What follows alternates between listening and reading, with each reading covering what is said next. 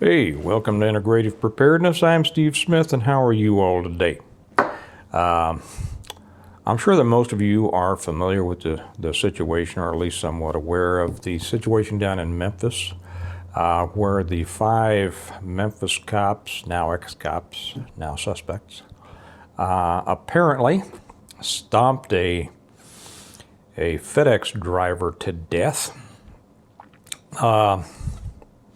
And they've been charged with second-degree murder. I have some questions about that. So I'm going to talk a little bit about my question, maybe. I want to talk about, what this means to you, to me, to all of us, preparedness-wise.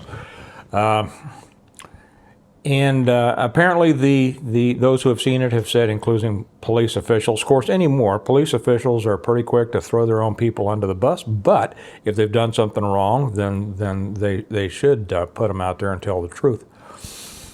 But even police officials have said that when they reviewed the body cam footage, that it was a particularly brutal and gruesome killing.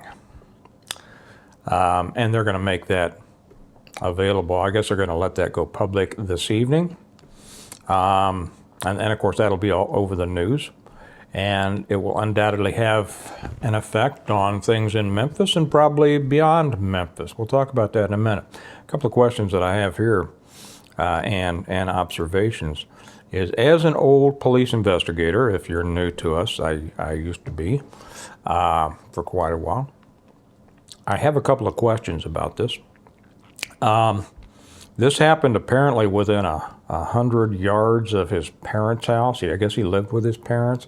I don't have all the information. To be honest, I haven't studied this case, but I know enough to give me a question or two. And he had gone home. Apparently, he would go home and have dinner while he's on his route on his dinner break and then head back out. Well, they stopped him apparently for a traffic stop, which is how everything starts.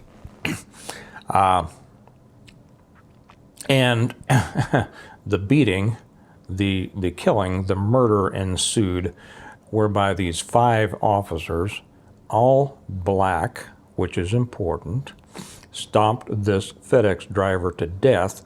The FedEx driver was black. Okay. First off, of course, we will see what happens. We know what happens when in the past, when it has been white officers. We will see what hay is made under this. It should be exactly the same thing. Race should play no part of this. It should play no part of anything. But we know that it does. And we know that different factions in our country use these, and in our world, use the racial component to stir up or to inflame or to subdue, right? Reactions to certain things. Now, the brutality of this particular situation, as I understand it at this time, leads me to have a question as to whether at least one of these cops had a previous familiarity, relationship, situation with this FedEx driver.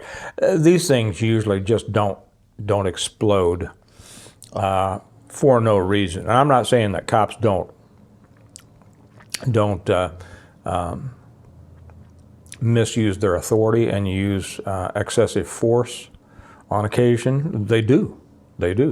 But something like this, where you get 5 of these guys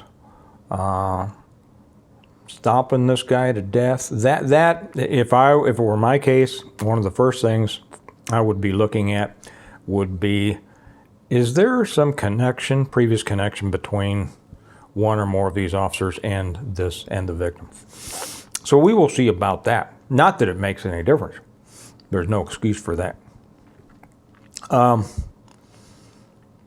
Now, what this means, also the racial component shows something else before we get to how this affects us on our daily life. The racial component,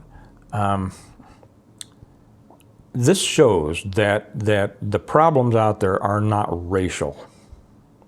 They're not racial. Usually, most of the situations where police overstep their bounds are not racial. Sometimes they are. Sometimes they are.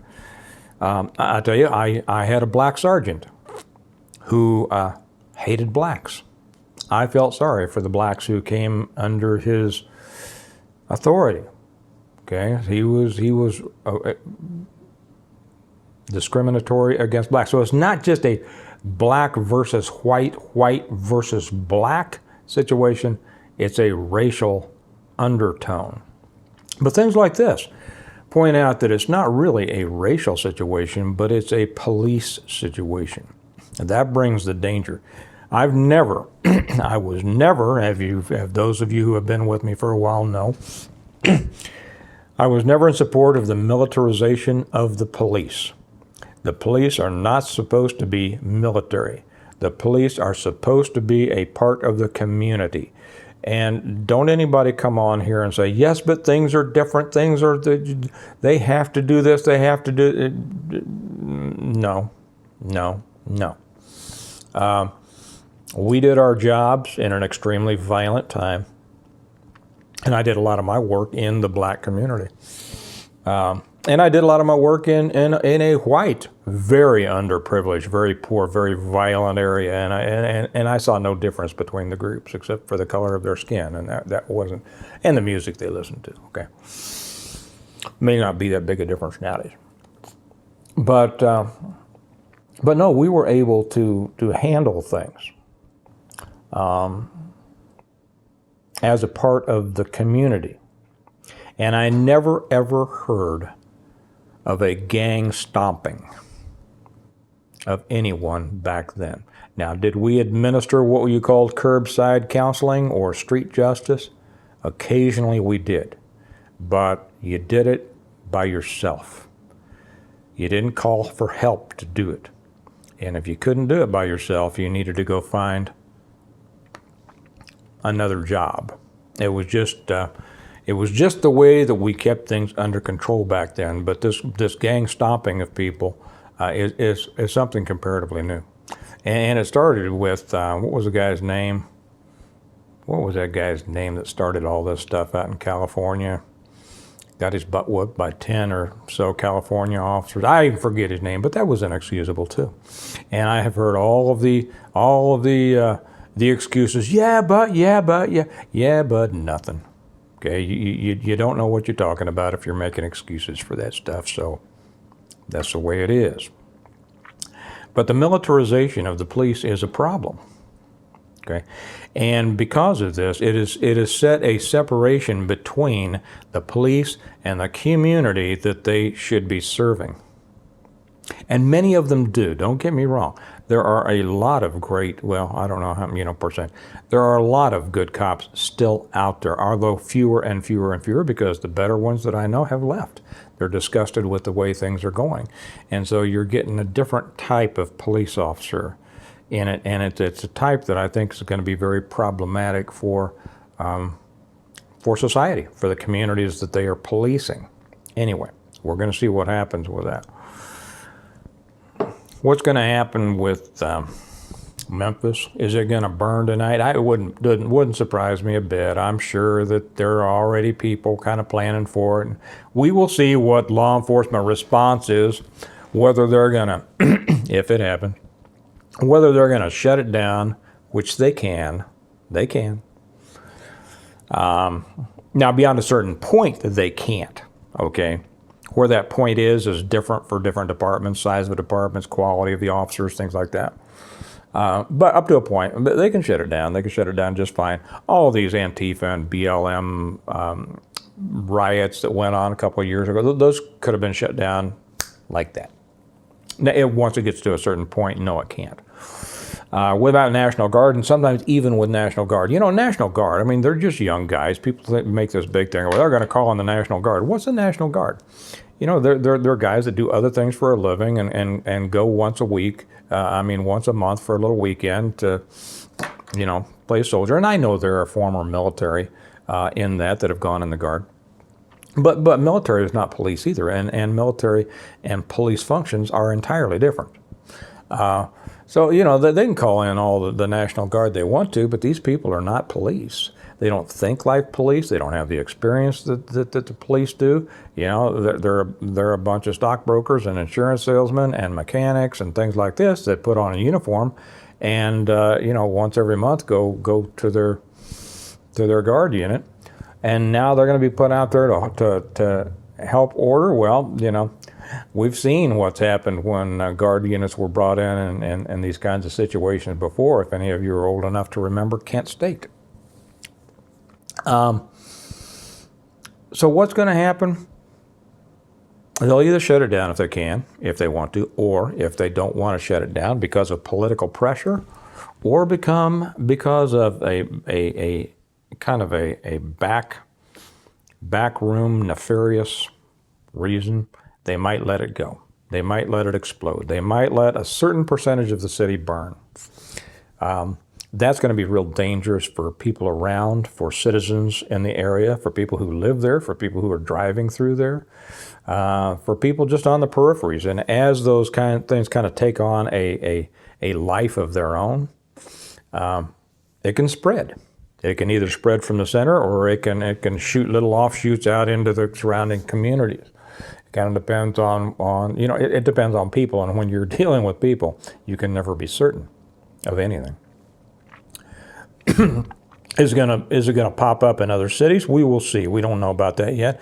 It could pop up tonight. It could pop up next weekend. Could pop up over this weekend or next weekend, or they could wait for this to build. You know, all they need now is for them to elicit an overreactive police response, and now they've got more fuel for their fire. Okay? I mean, it's one of the oldest tricks in the book. So it could spread anywhere. The thing to keep in mind is this, that these things do present a danger. The danger is beyond what most normal people would understand. Now, there will be some in the prepper community that get all excited about this and they think this is the worst thing that's ever happened, and they're going to make great hay of it. You know, that's one extreme. Okay, that's an extreme that I don't believe is necessary to go to. And it's kind of the mark of a person who just lives for this stuff. And then there's the other extreme of, oh, it's not gonna touch me. Well, the reality and the sane place to be is right, you know, pretty much in the middle. That these things do happen, that when something like this happens, it does elevate the threat. Okay? And that means you need to, you know, enhance your awareness and ability to deal with it. Now, you should always be aware. You should always, because I know somebody's typing, you should always be aware. Yes, I'm aware of that. You'd be surprised what I'm aware of. So, you know, you should always be aware, and you should always be ready to defend yourself. But a heightened awareness and a heightened and enhanced ability to protect yourself might be in order at this time. And by that I mean, stay out of dodgy areas if you can. If anybody hears this before they leave work tonight, you know, leave work early. Leave work an hour early. Remember, I told you I lived through the riots in 1968 in Kansas City. And a lot of people took off work early so that they were, you know, home out into the suburbs, because a lot of people live in the cities, or work in the cities, I'm sorry. And yes, there are people that live and work in the cities because they want to. And they take off work, or they'd call in, you know, the next day and say, hey, you know, things are going on. I'm gonna take a day and I'm gonna stay here simply because I'm not risking my life, you know, the father or the mother of my children, to idiocy until I feel pretty right that they've got it under control, or this is settled down. And that's the importance. That's why it's important for city governments, county governments, state governments to keep a lid on these things. Because when they don't, it endangers the very citizens that support them and for whom they are responsible. And when they abdicate that responsibility, they essentially sacrifice the lives of citizens for their own political desires, right? So, make sure that you've got what you need to defend yourself. Stay out of the dodgy areas, till you see kind of what's going on. If you have to work in those places and you feel like you have to go to work, I'd take some overnight stuff with me. I would take a couple of days worth of food if you don't already carry it in your car. And a couple of changes of clothes, just like you're going out of town for a few days. And then I'd take it up to my office. If you work in one of those, tall buildings, don't leave it in your car, because if things are going wild, you don't want to have to go back out to your car in a parking lot someplace to get it. Take it up to and have it in your office. Set it behind your desk. Yeah, and just be ready, and then be smart, and